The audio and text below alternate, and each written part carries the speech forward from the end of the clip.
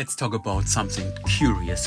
Is MicroPython on the PicoCalc really 158 times faster than MMBasic when it comes to math? Or was it just a calculated error? Yay! Welcome to this deep dive video on performance comparisons between different Raspberry Pi Picos and the MMBasic interpreters running on the PicoCalc. Spoiler alert, MMBasic on the Raspberry Pi Pico 2 is nearly as fast at calculations as MicroPython. But when it comes to graphics, well, MMBasic is left in the dust. Let's boot them up and start the test. On the left is a math test without graphics, and on the right is a graphic test. To make things easier, I've multiplied the visual operations times by 100, so all values reflect 100,000 operations. If you want, you can watch a slow motion footage to see how well the animations were synchronized. Here are the results. Here's the summary table. At the top is a default factory PicoCalc with performance factors set to 1. All other devices are compared to it. Now look at this.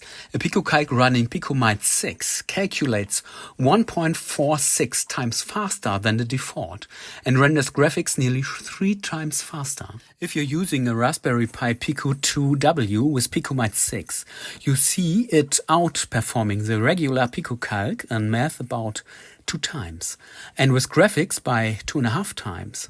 But wait, it is slower than the Raspberry Pico with pico2W? Unexpected. Okay, now to MicroPython. MicroPython on the Pico2W without any graphics is twice as fast as the default PicoCalc. Impressive. But once graphics come into play, things change drastically. Even drawing a single bar graphic caused MicroPython to be 86 times faster than MMBasic of the normal PicoCalc. And the gap gets even wider when more complex visuals are drawn. A final surprise, the Pico2W under MicroPython finished both with and without graphics in nearly the same time, around 6.2 seconds. Pretty efficient. And here's a bar chart to compare all the microcontrollers and interpreters. For those of you who are curious, all the code used in this video runs directly on the devices shown.